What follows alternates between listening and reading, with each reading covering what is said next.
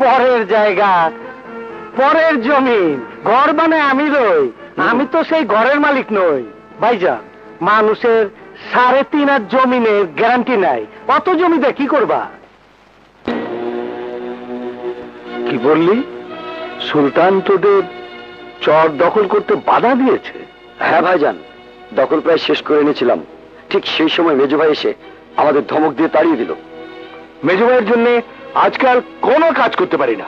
কাজ না, কাম কুকাম করতে পারি না। ভালো কাম কর, আমি তো লগে আছি। তুই চর দখল করতে বাধা দিয়েছিস কেন?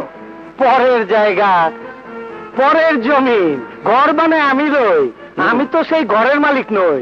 ভাইজান, মানুষের 3.5 হাত জমিনের গ্যারান্টি নাই, অত জমিতে কি করবা? সেই হিসাব কি তোর কাছে দিতে হবে? তওবা তওবা, আমার কাছে দিবা কেন? যার হিসাব সেই লইব। তার আগেই ভালো হয়ে যাও ভাইজান, ভালো হইতে জমি লাগে না। চুপ কর, তুই কবেকার ভালো মানুষ? এই তুই সুলতান তালুকদার, এমন কোন অত্যাচার নেই যা তুই করিসনি।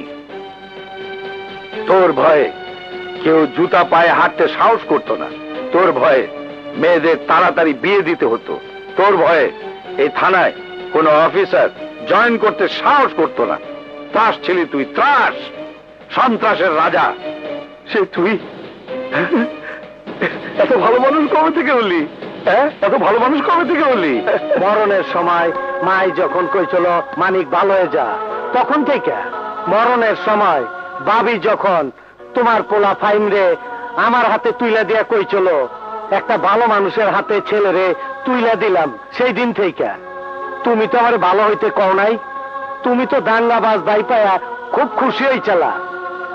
ঠিক বলেছিস তুই, এই তোর ভালো মানুষের জন্য আজ পর্যন্ত খুশি হতে পারলাম না ভাই, খুশি হতে পারলাম না। জমিদার বাড়ির ছেলে হয়ে আপনি চাষা ভূষাদের জন্য খামার করে দেন, চাষা ভূষাদের এই জমিদারের বরাবরিতে আনতে চান। মান সম্মান তো গেল, কিছুই থাকলো না।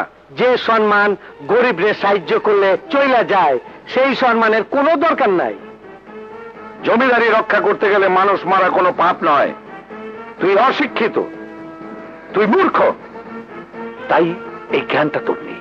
তুমি তো শিক্ষিত, কোন স্কুলে পড়ছো যে জমি দখল করার জন্য মানুষ মারা পাপ না? এই জ্ঞান কোন কলেজে লেখাপড়া করে পাইছো? আল্লাহর রহমতে আমি সেই স্কুলে পড়ি নাই, আমি পড়ছি মানুষের স্কুলে। যে স্কুলে শিখছি সবার উপরে মানুষ সত্য, তাহার উপরে নাই। ভাইজান, ওই চর আমরা দখল নিতে পারিনি। সুলতান তালুকদার এসে সব লগ্ন বন্ধ করে দিয়েছে। সুলতান তালুকদার? হ্যাঁ ভাইজান, বলেছে এই জমি সরকারের খাস জমি, কেউ দখল নিতে পারবে না। ঠিকই বলেছে সুলতান। ওই তালুকদার বংশে একটাই মানুষ আছে, আর সবকটা অমানুষ। সুলতানকে যদি আমাদের হাতে নেওয়া যায়, তাহলে ভাই ভাই বিরোধ লাগিয়ে মান্নাত তালুকদারের দম্ভ শেষ করে দেওয়া যাবে। ঠিকই বলেছে ভাইজান, সামনে ইলেকশন, সুলতান আমাদের পক্ষে না হোক, তালুকদারের বিপক্ষে কাজ করলেই আমাদের বিজয় সুনিশ্চিত। কিন্তু ন্যায়ের পথে যারা থাকে তারা দল বদল করে না। সুলতানের দল বদল করবে বলে আমার মনে হয় না।